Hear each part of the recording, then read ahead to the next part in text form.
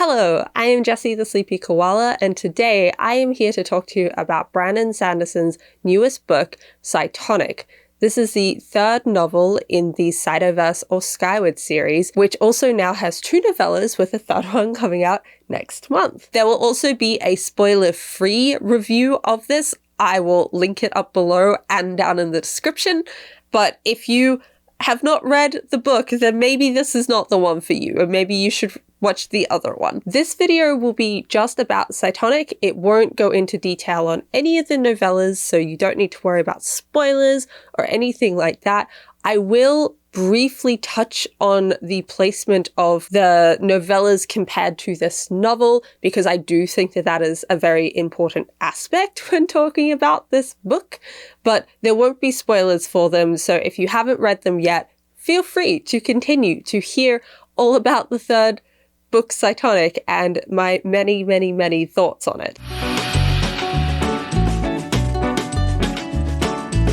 Cytonic follows the story of Spensa, who goes into the nowhere to walk the path of elders and learn more information about the Delvers. While she is there, she meets some new friends, including Chet the Delver and the Broadside of Pirates, becomes pirate champion, and rescues Hesher, who didn't die in the last book. Eventually, Spensa escapes the nowhere, but not before both Chet and Embot die and are not dead.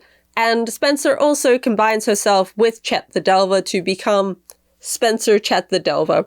She goes back to Detritus at the end, and the book ends with her and Jorgen reuniting and presumably figuring out what happened with each other. So to get it out of the way, I dislike this book. I dislike this book quite a lot. I was very disappointed with the direction that it went in. It's just that there is a fundamental difference between what I wanted to read myself and what Brandon wanted to write.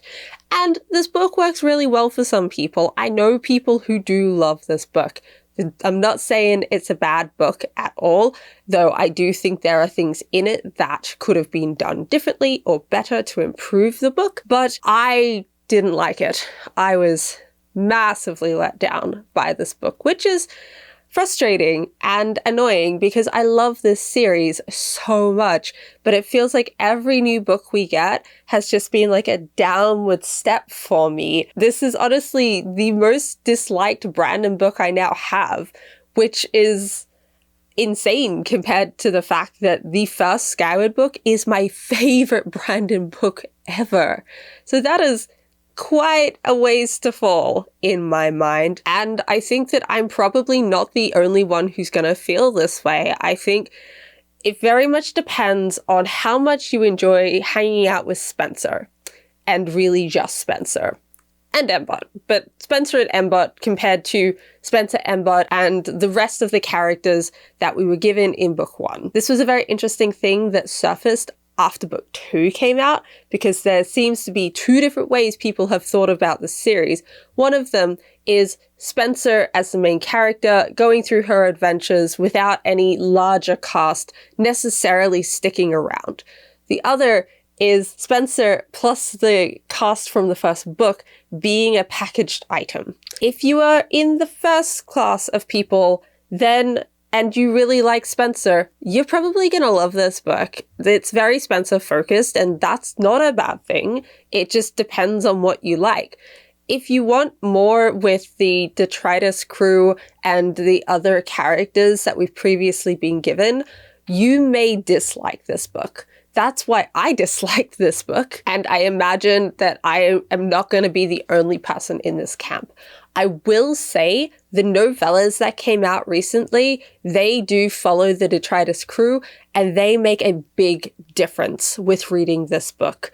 Knowing what's happening in this other storyline going into Cytonic, I've been given part of what I want. I have been given the two different halves almost of this entire story that makes up what Brandon is creating. But I just kind of wish it was more in this book and not in something separate. So I'm still disappointed, but I do think that the novellas very much temper that disappointment, and it could have been much, much worse for me, and potentially other people as well. So I would say, if you're here and haven't read the books, firstly, why are you here? Go read the books, but also thanks for the click. And then secondly, decide which one you want to read first. You can read Cytonic first, or you can read the novellas first. And I would strongly recommend you do so based on who you want to know more from. Are you a Spensa only reader? Read Cytonic first. Are you a detritus characters reader? Read the novellas first. I think that's really going to help better people's enjoyment of this book. But going off this, I personally am not the biggest Spensa reader. So that was one of the big downfalls of this book for me. She's fine. I like her as a character. I don't care to be in her head with only her as the focus for quite as long as we get. And this book is entirely in her head as her as the focus. I did find that to be a bit too much for me. I also found that what she's doing in this book, it doesn't feel like the third book in a book series. If anything, the novellas feel like they should be the book. They should be the third book because they are following the actual overarching storyline that's been set up over the last two books. This book feels like a side adventure. And it is. That's exactly what it's meant to be.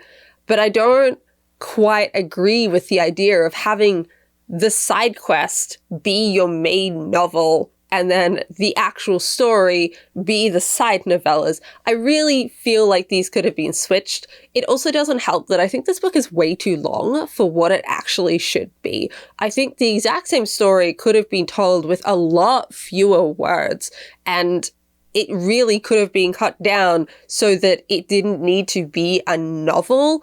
And it kind of feels like it's been padded in some places so that it reaches another novel about the same length as the first two. But this really did kind of feel like a side tour in the spotlight. And I don't feel like that's the best place to continue on with if you've gone straight from Starsight to Cytonic.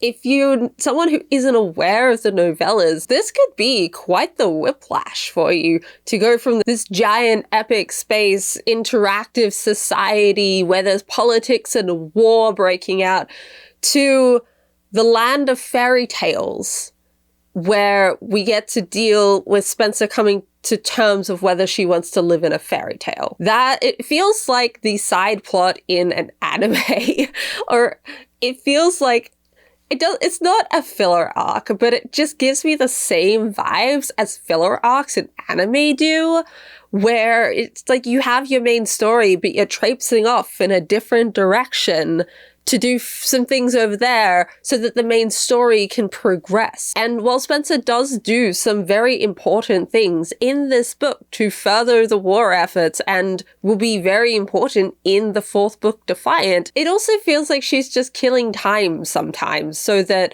the story with the superiority and the Defiant people can progress to the point that it needs to be in for the fourth book to happen. Another thing about this book that I find frustrating is that it has begging the question problems, including Chet's character and the Spensa disagreement. Both of these almost need you to understand things at the end to fully get what's happening at the beginning. I will go into both Chet and this disagreement much more, but it really felt like I got to a point at the end and something was said or happened and suddenly everything changed retrospectively. And that is personally not something that I enjoy in stories and in books because I find it very frustrating. It feels like things are set up so that they can fix what happened at the beginning with something at the end, and suddenly you should just accept that it was fine the first time through. And sure, on a read-through, you're going to know about these things, and it is going to give you a different sense of what's going on. And Brandon in particular is very good at writing books with foreshadowing where your first read-through and your second read-through are very different, and they're generally both very good. But I didn't find that this was set up quite as well as some of Brandon's other books, because it didn't really feel like it was foreshadowing more than the thing later made the thing earlier make more sense. And to me, that is not the best writing. Another major issue that I have with this book, and honestly, this goes back to the series at large. This series and this book in particular has a problem with tension, or lack of tension most of the time. The Skyward series started out so well in the first book, Skyward, where stakes mattered. Things mattered. They would go into battle and people would actually die. Characters didn't have plot armor. Sure, you didn't expect Spensa to die, but it's set up very quickly in Skyward that anyone else is fair game. So this really set the bar high on the type of stakes and tension of what to expect in this series. And then none of the other books have followed through with this. Starsight didn't. The end of Starsight, one character died, and as we get in this book, no, he didn't. He actually didn't die. I have some words for this. But even the Delver attack in Starsight, it didn't really do any damage. It didn't cause any death. It just was there, and then Spensa saved the day, and then it was gone. So the lack of stakes have already shown up in Starsight. But then we have Cytonic, where the whole world is even built up so that people are wrapped in cotton wool and won't die. They don't use lethal destructors, which was a very interesting change, except it just made it feel like things were wrapped in more bubble wrap. And all of the fights didn't feel enjoyable to me because they were just a fight. Personally, I have a lot of trouble paying attention in fight scenes because they get very samey. There's only so many things you can do in a fight that doesn't just blend into one. And when there's no stakes, that's even worse. I found myself zoning out multiple times and skipping entire paragraphs. So at some point, like, I'd lose an entire page just because there was nothing tying me to these fight scenes, nothing making me interested in them, because the maneuvering, as cool as I imagine it would look, and I wish I could see it on a big screen or something, I can't really imagine a lot of it, and there's only so much that my brain is going to interpret of an aerial fight scene before it just kind of stops on an image and goes, okay, this is what's happening, because I don't know how to process any further. Even in the scene where all of the houses and buildings are being thrown in to the fight with the Shorehold fighter pilots, it was cool. It was a cool backdrop. That was the type of big change in a battle that brings my attention back. But did you really expect that anyone would die from it or even really be hurt?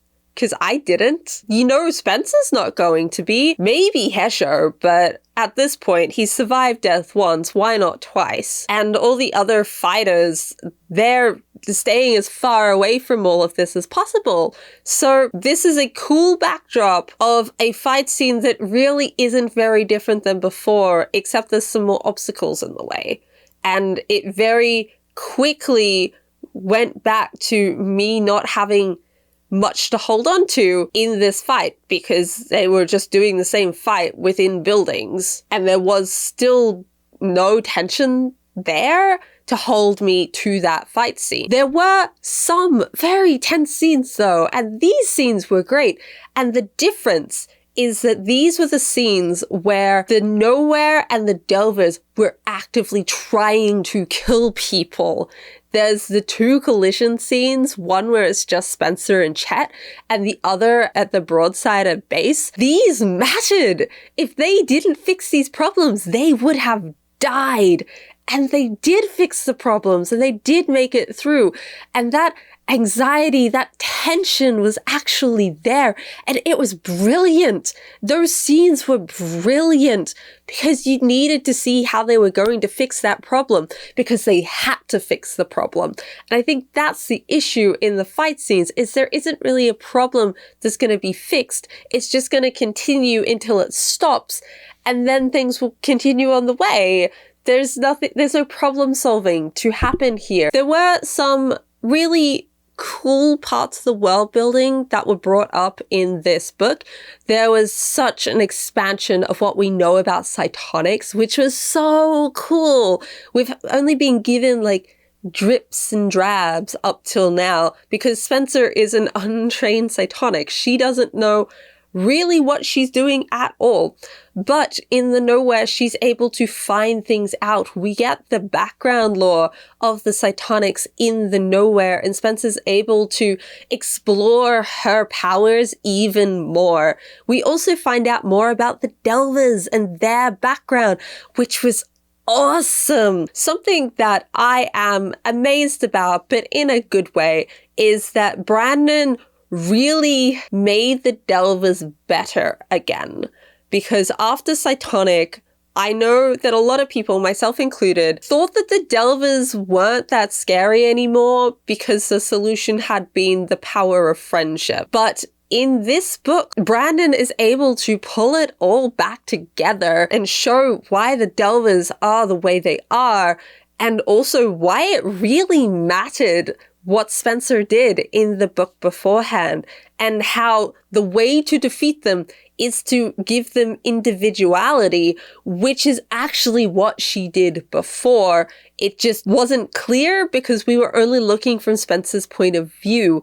Having Chet the Delver as a character to help aid with the explanations once we get to learning the really juicy stuff about the Delvers was so helpful, because not only did we get these heartbreaking scenes of this guy who had been given a personality again, but had to learn to deal with the emotions that initially turned them into Delvers in the first place. And to hear him talk about everything with Jason and how Jason didn't understand how it worked, and that was the problem.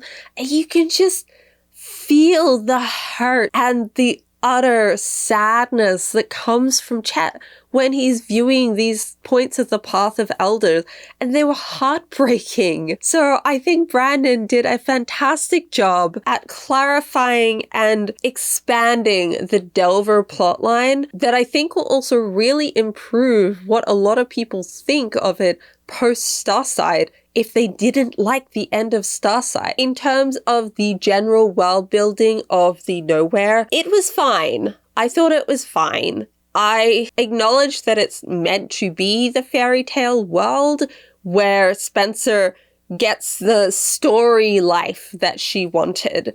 And I get that everyone there is set up the same, because then they are content and they don't want to leave and they don't want to change. But I didn't like it all that much. I know that Chet says at the end that he made up the Path of Elders, but it still existed beforehand. He just put a name on it. And everything with what the pirates are doing, it all feels so whimsical. And I guess this just didn't vibe with me.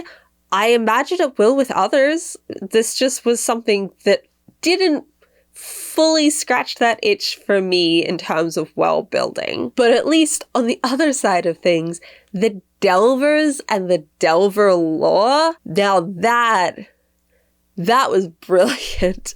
That was everything that I wanted. This book has some very good character arcs. Firstly, we have Spensa, who has always grown up having to be part of the military or militaristic society, where she's always fighting, always on edge, always anxious about things, because she has to be, because that's how she grew up. Even when she was at Starsight, she couldn't let her guard down because she was being a spy. And then she makes it to the Nowhere, where for the first time she gets to experience what it's like to just feel content and normal and not have to worry all the time about constant war and people dying. And she loves this. She loves having that breather, that break.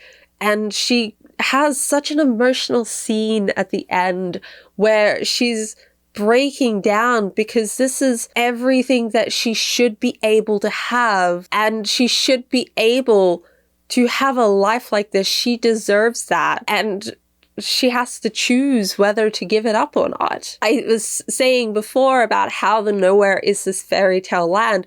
And for Spensa, it's painting her own fairy tale. This is the grand adventure that she could star in, and she could choose to keep that. And as she says at one point, no one would say that she didn't do her part if she did. But yet, she makes the decision to leave because she knows that's the one she has to make. She has to go back. She has to keep fighting. She can't give up the people that she loves and her world to live in a fantasy.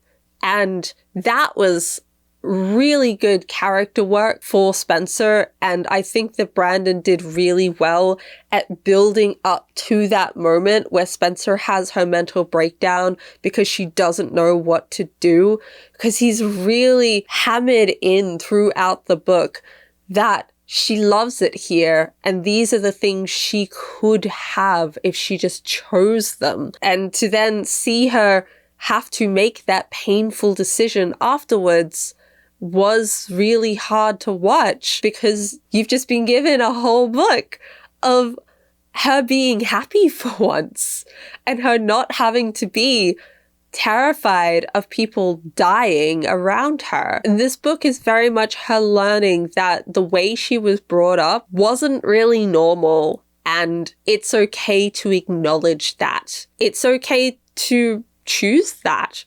But now she's much more aware of it. And she got parts of this when she went to Starsight, and she saw that the people there were just people and they were able to just relax. And this book really was her acceptance that she doesn't have to live in this stressful society. They don't have to stay that way. So hopefully this means that going forward, the Defiant people are able to find peace eventually, where they don't have to be at war all the time, and people like Spensa or other generations can have that peace and serenity that Spensa is able to get when she is in the nowhere. The other really great character arc in this book is that of Embot. Embot learns what it's like to have feelings and to become a real person who has to deal with emotions.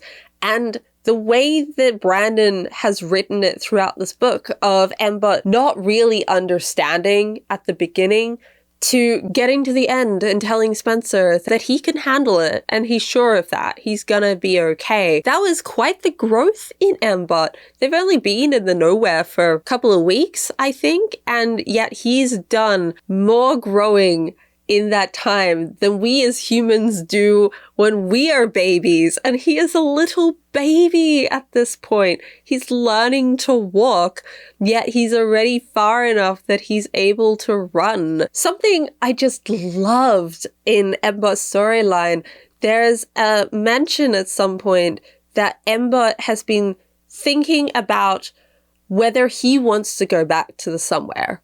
Because if he goes back, then he can't process things properly. He will go back to being unable to think, unable to talk properly like he was at the end of Starsight.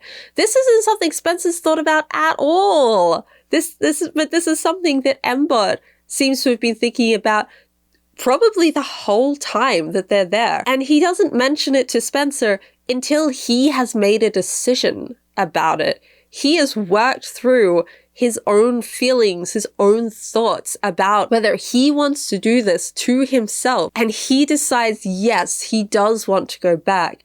And that is the point that he tells Spensa about it. He doesn't ask for her opinion. He doesn't ask for her help. He does it all himself. And that was such a powerful moment for me to read.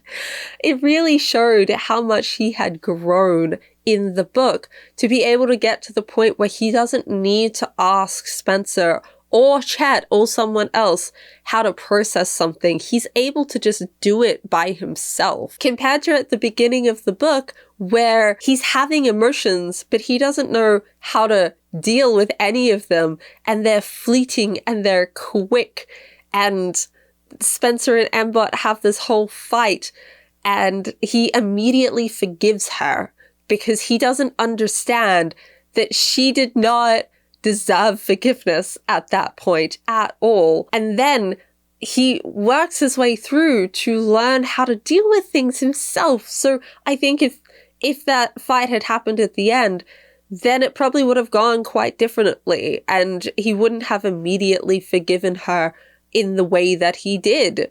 Sure, eventually, because they are friends and they will make up. And the other thing that Mbot has to deal with in this book is the idea that people are scared of him simply for existing.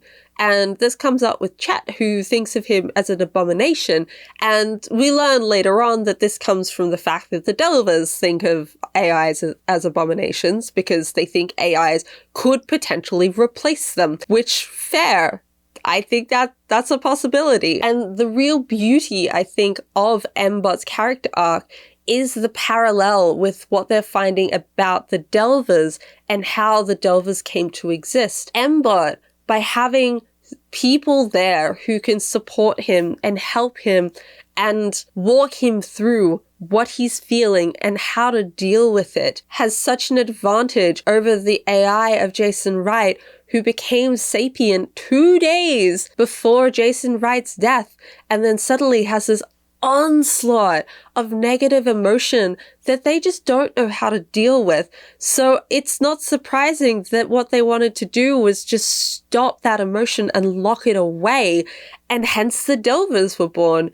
Yet Mbot, because he has had more time, because he has had support, he is able to get to the point where he is able to make the decision to fly off into the sunset and be killed so that Spensa can live.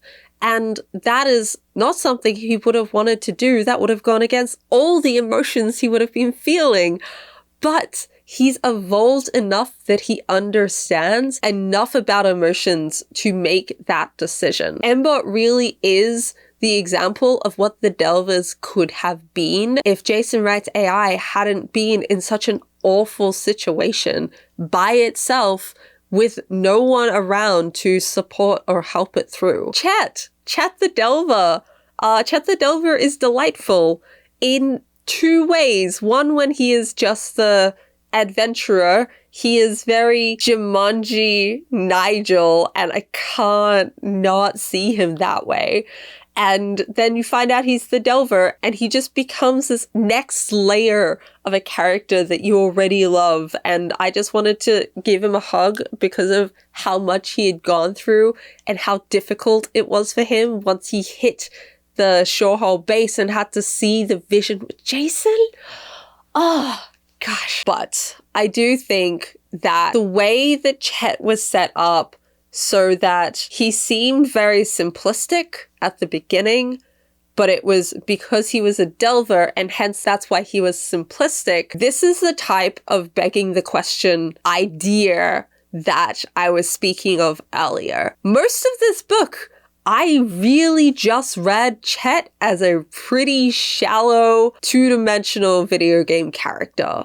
That I could not say there was much there about him as a character that made me feel like he was full at all.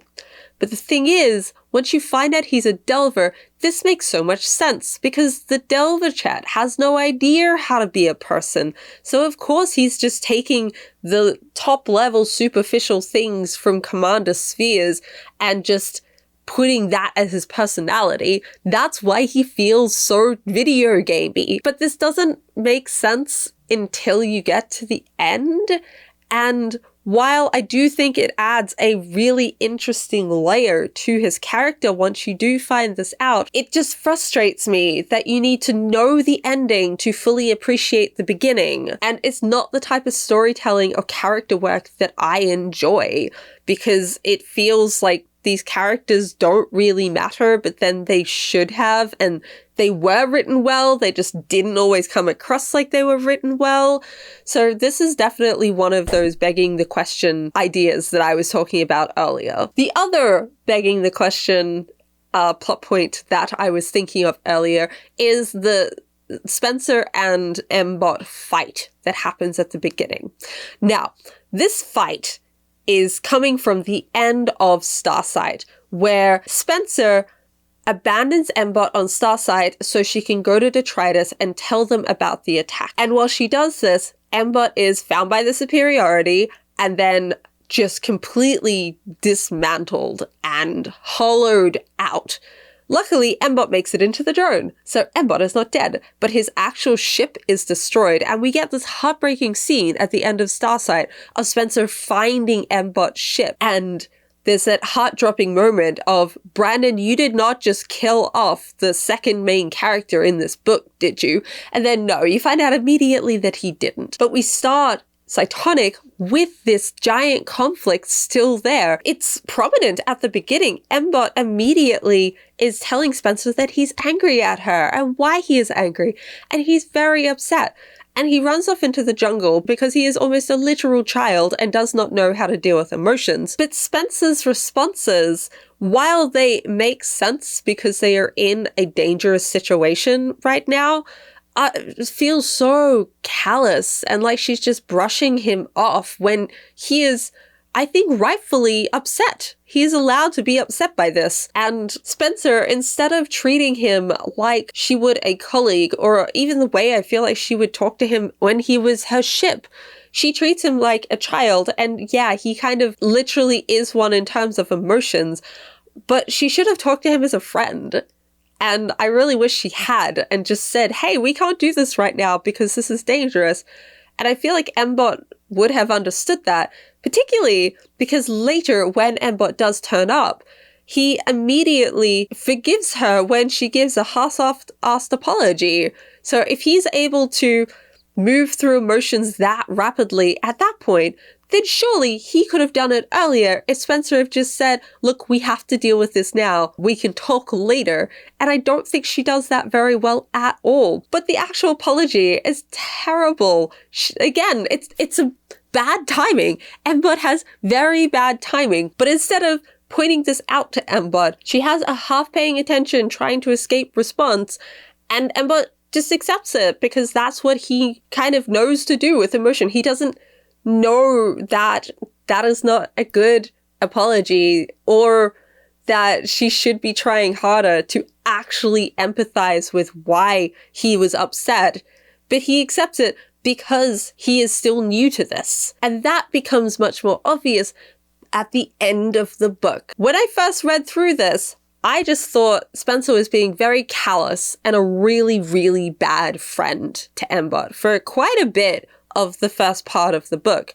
And I still think that's true. I still think the way that she treats Mbot is not good, and she should know better, and she should be treating him better. But Mbot's responses make a lot more sense when you realize what he's aiming for in terms of learning how to deal with emotions at the end of the book. And by that point, you could look back and go, oh, that's why he immediately accepted her apology, is because he doesn't understand how to deal with this. So he's just going with whatever comes up first. That was not how it came across to me when I read these scenes at the beginning. It came across like he just accepted it. Okay, time to move on. That conflict that was set up at the end of Starsight, that wasn't actually that big. No, we don't have to deal with that anymore. We'll just brush it under the rug there. It felt like this big conflict that had been set up had just fizzled out. And I don't think that was great. I really thought that there was going to be more there to explore. And even later, when Spensa and Mbot talk again, and Mbot mentions he's still upset, Spensa apologizes, but she also makes it his fault and puts it on him to have to accept that she did the thing she needed to do, so therefore it's okay.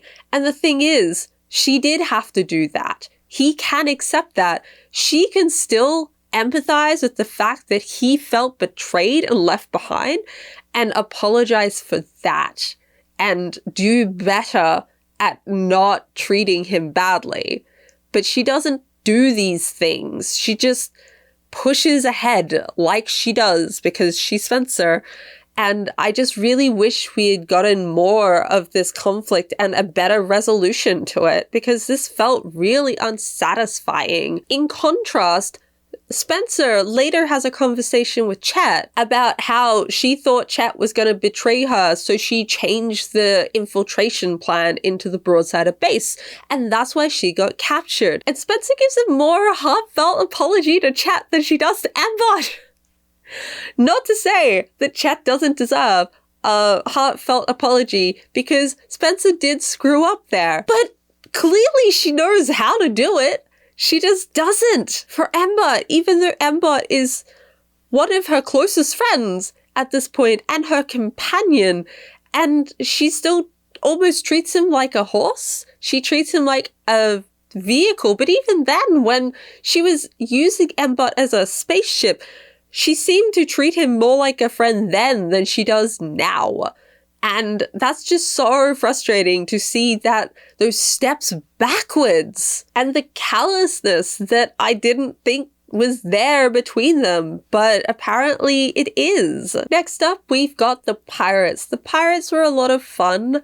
I liked all of them individually, and I don't think they will ever turn up again, nor should I attach much emotional connection to them because of it. This, again, goes back to whether or not you thought the series was going to be Spensa plus her larger cast of characters. A common complaint I heard with Starsight is that people were disappointed that the Skyward flight basically disappear for most of the book and aren't included. I myself felt this way. And in Starsight, we get another flight crew that, at that point, I did not expect them to stay around, so I formed no emotional connection to literally any of them. And the way that this book has gone, where she's gone away from Starsight and doesn't seem to be looking back, yeah, I don't really expect them to turn up again. And it's the same with this. We get another group of people, and somehow Brandon put in another flight school type situation with the Broadsiders. But as much as I like all the individual pirates, I do not at all think that Cutlass Flight is ever turning up again, and really had to detach myself from them reading through, because I don't want to get attached to more characters that don't feel like they're going to matter. And that's how it felt with Skyward Flight initially. So I'm glad that the novellas are there to help scratch that itch. But because I got so attached to them, I don't want to get attached to any of these other minor characters, because I don't think they're going to matter overall. Although I did really like them, I do feel like we spent too much time with them. This is part of the book, there are two parts of the book that I think really didn't need to be as long. The first is pretty much all of part 2, where they spend most of it walking. And the second is the stuff with the pirates. I really feel like it could have been shorter, and it could have had the same content with less words. And this is why I think this book could have been shorter overall. And the pirate stuff, as fun as it was, I do think could have been condensed. So speaking of the pirate plotline, let's move on to Hesho. Hesho died in the last book, but clearly did not die because he is still here. And this goes back to what I was saying earlier about tension and stakes. The second book had one death in it, and it was Hesho. And now that has just been retroactively changed. And I went back and I reread that scene in Starsight, and yes, you can technically make it work. It does work technically, but it really feels like it's writing that technicality and on an omission of something more than anything. And it frustrates me so much, because the small amount of tension we had in the last book has just been taken away. And the more that we get resurrections like this, the less tension there is in a book series. So for a series that's already losing its stakes, taking them away even more is not a great thing. I like Hesho as a character. I really liked him in Starsight. I can't say I felt too sad when he died, but I thought he was a good character. Do I think he should have lived? No. No, not at all. I don't think that Hesha should have lived. I hate this resurrection so much and just really wish it hadn't happened. And why couldn't it have been someone else who was in that fighter? Why not, like, Vapor? What happened to Vapor? She was really cool and it felt like there was more there with her.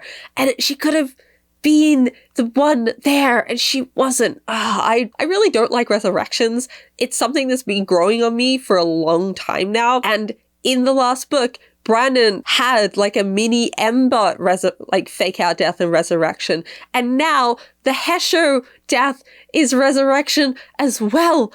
And then there's more in this book as well.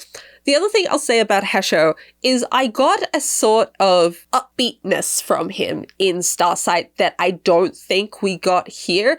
Particularly when he turns up, he's talking in monotone and seems to be the edgiest edge person that ever could edge. And I guess that's a choice. The further on we got, the more I did start liking him again as a character, but I still never got to the point where he felt perky to me in the way that he did in Starsight. And maybe it's just because all the other Kitten made him seem perky, but the characterization just wasn't the same for me as it was in the last book. But Hesho is not the only fake out death and resurrection that we get in this book. We also get Chet, who sacrifices himself to try and buy Spensa time to get out of the nowhere, and M-bot, who does the exact same thing. When I first read the Chet death scene, I didn't quite realize until afterwards that's what it was kind of meant to be, because I did kind of see Chet as a one-book character. I wasn't expecting him to really continue on.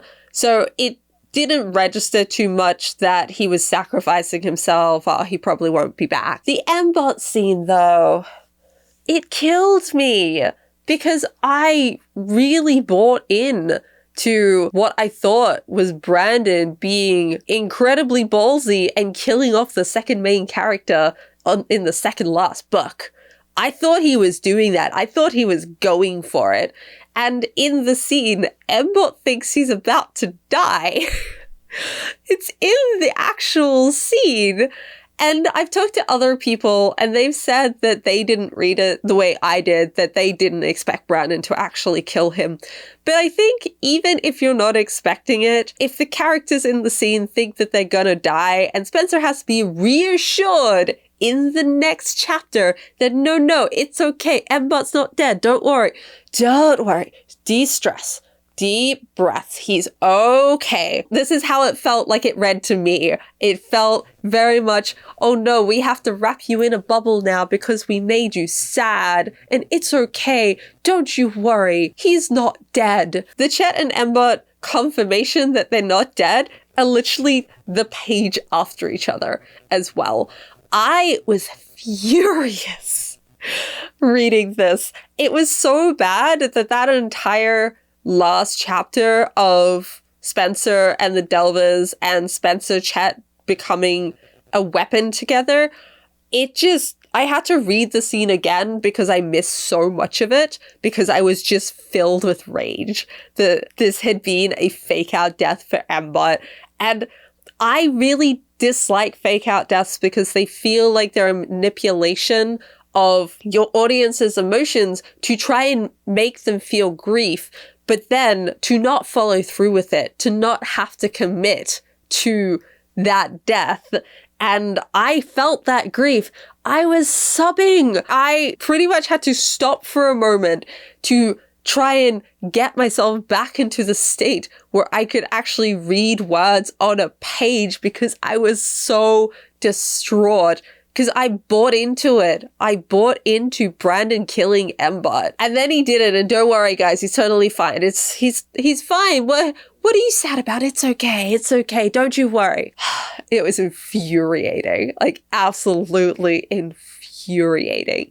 The Chet resurrection revival confirmation he's not dead, I kind of skimmed across as well and didn't fully register it till later, but those are two more fake out deaths and resurrections that Brandon put in this book. It didn't ruin the ending for me, but it nearly did. It nearly ruined this entire ending for me. I was so furious by it. But speaking of good things and the ending, Brandon once again pulls off a fantastic end to this book. The entire last sequence where we start with the Path of Elders vision, then we have to go to a second one. Both of those visions were incredible. I was on the edge of my seat reading them. And then the battle with the Delvers, I could feel the frustration and almost hopelessness that came up at points because Spensa just didn't know how to win. She didn't know what the actual solution was. This is what I was saying earlier. This is a battle that needs a solution. You can't just go through it and get out the other side. There needs to be something that you do to tip the tide. And I could feel that frustration. I didn't know what they were gonna do at all. It felt like there was nothing that could be done. And then we get the Ember death. And it was perfect. It was the exact type of punch you in the gut. We have to sacrifice to save the day.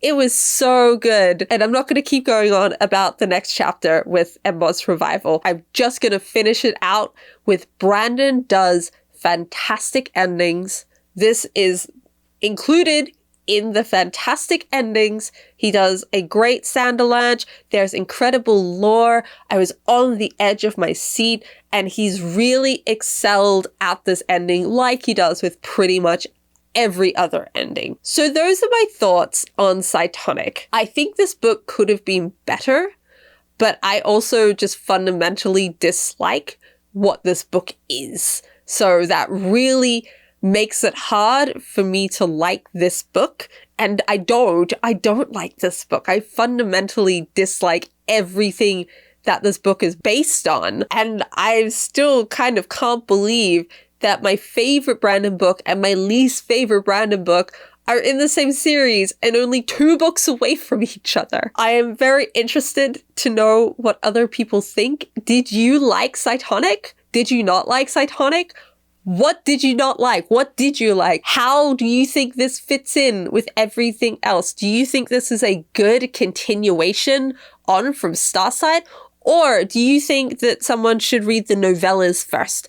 Let me know down in the comments. I want to have discussions about this book. Like, comment, and subscribe, and I will see you next time. Bye!